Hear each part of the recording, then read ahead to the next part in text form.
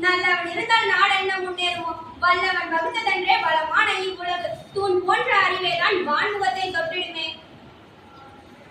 பண்பின் பெருஞ்சிறப்பை பொழிந்திடவே வருகிறார் சொல்லலகி சலிமா.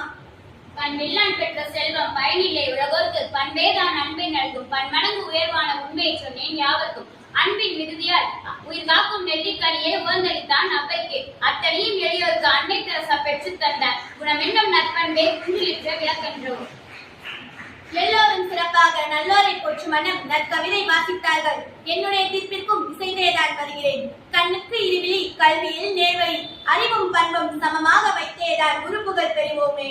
பொறி ஐந்தும் பண்பாக பார் முழுவதும் அறிவாக வைத்து வளம் வருவோம். நாமே மழநிறை வாழ்வோடு நலம் இரண்டும் தான் என்று நல்ல தீர்ப்பு கூறி நானும் விடைபெறுகிறேன். அறிவையும் பண்பை உங்கள் வாழ்வில் பெற்று சிறப்பாக வாழ டென்சி மாணவர்கள் சார்பாக உங்களை அன்புடன் வாழ்த்துகின்றோம்.